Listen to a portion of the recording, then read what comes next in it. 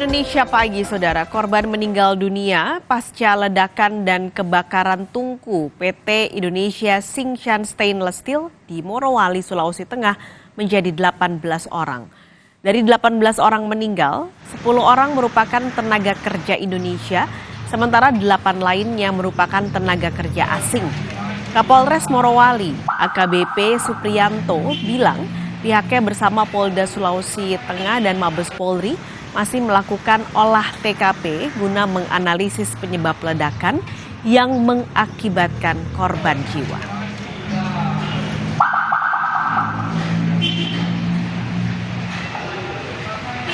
Jumlah yang meninggal dunia 18 orang. Penambahan kemarin siang 1 orang, sore 1 orang, malam 1 orang, terus tadi malam pukul 24.00 1 orang, dan 01 dini hari 1 orang, jadi tambah 5 orang, yang semula 13 jadi 18. Dari 18 korban yang meninggal dunia itu terdiri dari 8 orang tenaga kerja asing dan 10 orang tenaga kerja Indonesia. Itu update hari ini. Kemudian untuk kegiatan atau proses penyelidikan yang kami lakukan hari ini masih berjalan, masih berproses. Ada tim kami yang saat ini masih sedang melakukan olah TKP. Tim penyidik gabungan Polda Sulawesi Tengah memeriksa 14 saksi terkait tungku smelter yang meledak pada 24 Desember lalu. 14 saksi yang diperiksa adalah karyawan perusahaan. Polisi juga melibatkan tim penjinak bom untuk mendeteksi adanya bahan peledak. Sebelumnya, pada Minggu 24 Desember, tungku smelter PT ITSS meledak. 59 orang menjadi korban dan hingga kini 18 orang meninggal dunia, terdiri dari 8 warga negara asing dan 10 warga negara Indonesia. Kemudian untuk saksi yang diperiksa sudah lebih kurang ada 14 orang sampai dengan saat ini. Kemudian dari pihak Polda juga telah menambah lagi membackup penyidik ke Polres Morowali. Sebelumnya sudah di backup satu tim, kemudian ditambah lagi satu tim penyidik. Tim pengawas ketenagakerjaan Kemenaker menemui korban ledakan tungku smelter PT ITSS di Rumah Sakit Umum Daerah Morowali. Tim pengawas juga sudah melihat lokasi kejadian, tapi tidak diperkenankan masuk karena tim gabungan masih melakukan olah TKP. Bila ditemukan pelanggaran SOP, Kementerian Ketenagakerjaan akan memberikan sanksi. Korban kalau dari pihak perusahaan juga akan disampaikan sesuai dengan hak sesuai dengan peraturan yang didapatkan, dan perusahaan juga menyampaikan nanti ada santunan tersendiri yang akan diberikan. Dan sudah, kami kemarin sudah ke TKP, tapi kami kemarin belum diizinkan masuk karena kondisinya itu informasi dari Kapolres itu kemarin ada tim Inavis ya. Terkait SOP-nya apakah ada indikasi pelanggarannya? Kami belum tahu, kami belum bisa menyampaikan karena kami belum mendapatkan.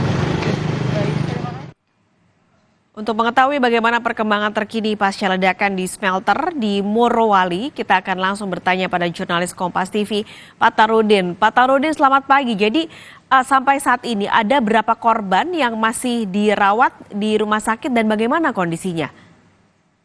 Ya, Priscil dan saudara, sampai hari ini jumlah pasien yang masih dirawat di Rumah Sakit Umum Daerah Kabupaten Morowali masih terdapat 18 orang pasien. Mereka masih menunggu jadwal untuk melakukan tindakan operasi dari pihak dokter rumah sakit. Nah, dari 18 pasien itu memang kondisi luka bakar mereka itu beragam. Ada yang tingkat berat, sedangkan yang ringan kemarin sudah ada yang sempat saya lihat sudah dipulangkan. Oke, Pak Tarudin, selain itu, polisi juga sudah melakukan olah TKP. Apakah sudah ada hasilnya dari olah TKP dan juga pemeriksaan yang dilakukan oleh polisi? Ya, untuk olah TKP, sejauh ini memang kepolisian atau tim gabungan kepolisian itu masih terus melakukan penyidikan atau penyelidikan di lokasi kejadian. Setidaknya mereka mungkin akan membutuhkan waktu yang lebih beberapa hari supaya agar bisa mendapatkan atau bisa mengungkap penyebab terjadinya musibah tersebut. Dan memang hingga hari ini kami sudah mendapat informasi bahwa saksi yang sudah diperiksa sebanyak 14 orang, mereka merupakan karyawan yang berasal dari tenaga kerja Indonesia maupun tenaga kerja asing. Pak Tarudin, kalau yang korban meninggal dunia dari tenaga kerja asing, apakah sudah dikembalikan ke negara asalnya? Sejauh ini untuk korban meninggal tenaga kerja asing, informasi yang saya dapatkan itu mereka akan dibawa ke Makassar untuk dilakukan krematorium. Gitu. Dan nanti hasil dari itu akan diserahkan kepada pihak keluarga. Itu informasi yang sementara yang saya dapatkan. Oke, jadi nanti jenazahnya akan dibawa ke Makassar, dikremasi, baru nanti abunya baru akan diterbangkan ke negara asalnya. Baik, terima kasih. Jurnalis Kompas TV Pak Tarudin melaporkan langsung dari Morowali, Sulawesi Tengah. Dan saudara, kita ke informasi lainnya akan hadir usai jeda, saudara. Polda Jawa Timur masih menyelidiki kasus penembakan tokoh masyarakat Sampang, Jawa Timur oleh orang tidak dikenal.